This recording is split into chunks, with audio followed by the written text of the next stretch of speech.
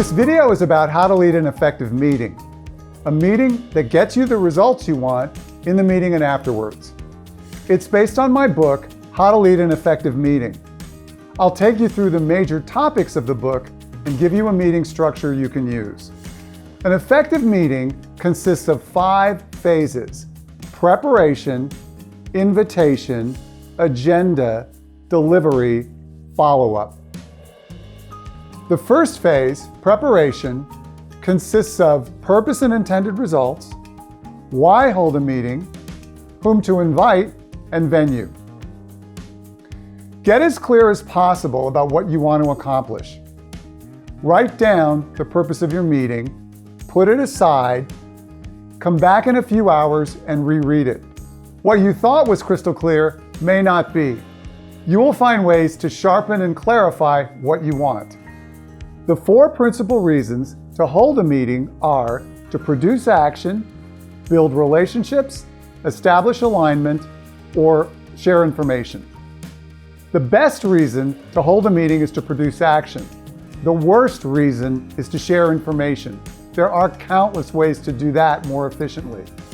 Meetings to build relationship can be very effective if that purpose is made explicit. While there's no substitute for face-to-face interaction to build the foundation that enables high performance, face-to-face isn't always possible. With sufficient planning, virtual meetings can be likewise effective. Meetings to establish alignment can also be effective if, again, that purpose is made explicit. Alignment is often a precursor to effective action. The meeting purpose tells you whom to invite. Start by asking who must be there, not who will want to be there. In bacon and eggs, the pig is committed. The chicken is involved. The pig is all in. The chicken is not. In a meeting or corporate context, the pig is accountable. Meaning, if the endeavor goes wrong, the pig gets the phone call. The chicken does not. Invite the pigs. Then consider inviting chickens. Most meetings have both. Just don't confuse the two. The physical environment matters. A meeting venue either facilitates or impedes your achieving the meeting purpose. You must attend to 3 aspects of the environment: sound, temperature, and lighting. Acoustics are critical. If people can't hear you or one another, your meeting will not succeed. If you have any doubt about whether people will be able to hear each other, use microphones. Nothing kills a meeting faster than people not being able to hear each other. Your room can be neither too hot nor too cold. If it's too hot, people will fall asleep. If it's too cold, people's attention will divert from the purpose of the meeting to the temperature. Light affects people's moods, so don't take it for granted. Inadequate lighting makes it hard for people to see each other or to interact. Rooms with abundant natural light are best, but those are rare. If you're scheduled to lead a meeting in a room you're not familiar with, visit the room in advance and check the lighting.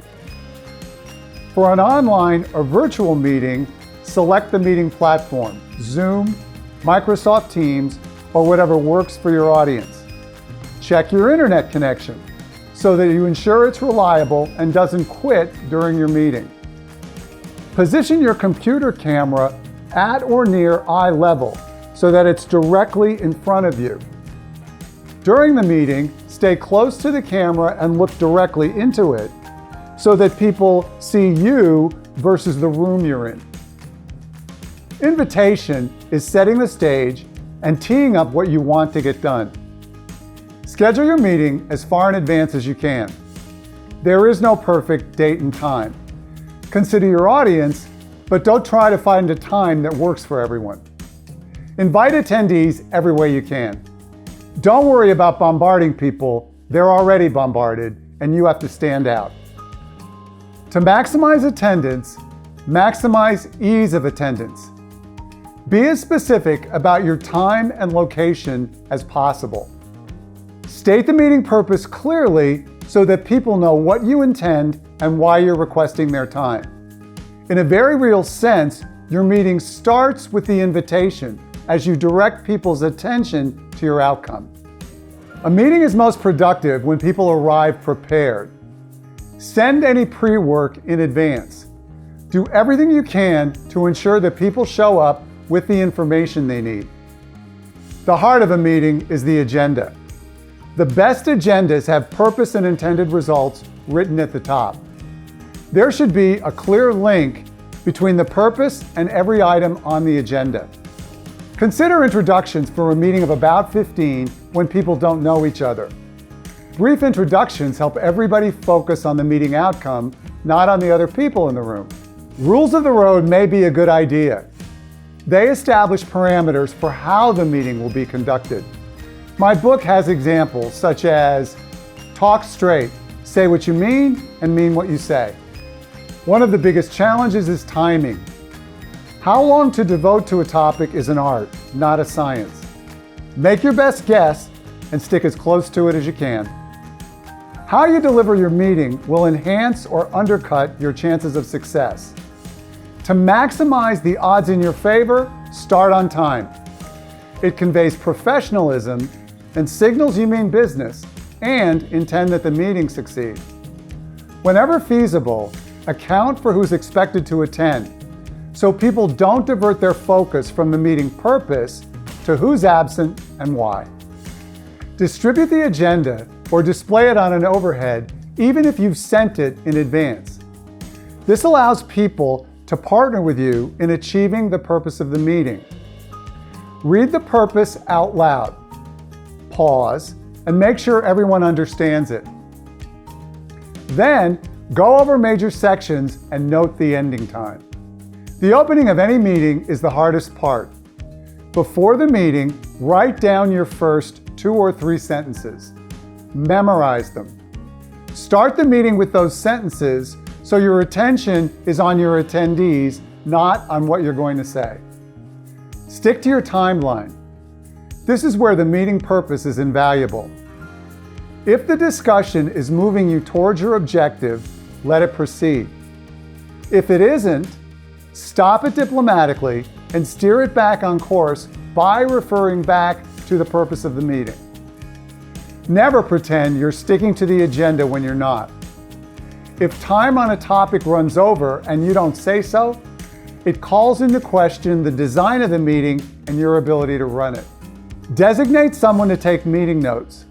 Capture only action items and decisions made.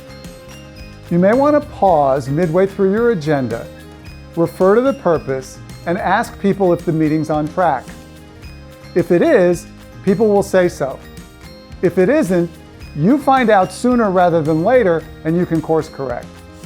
As the meeting draws to a close, revisit the purpose. It should be apparent that the purpose has been achieved. When people acknowledge that, it reinforces their sense that their time has been well spent. If it hasn't, saying so maintains the integrity of the meeting and your credibility. Let people know next steps as appropriate. End on the scheduled time and conclude by saying, "Thank you for your time, meeting adjourned." After the meeting, have the note taker send you the meeting notes. Read the notes with the purpose of the meeting in mind. Is it clear that the purpose of the meeting was achieved? If not, amend the notes appropriately. Email the notes to attendees and people who are absent. In your cover email, include purpose and intended results, date and time of the meeting, attendees, actions taken, follow-up actions, and next meeting date if applicable. Leading an effective meeting is not complicated. It simply requires a willingness to value other people's time as you do your own, and to treat their time and attention graciously. Anyone can lead a great meeting. For further information, including formats for introductions and suggested rules of the road, get my book, How to Lead an Effective Meeting, on Amazon. Thank you. Meeting adjourned.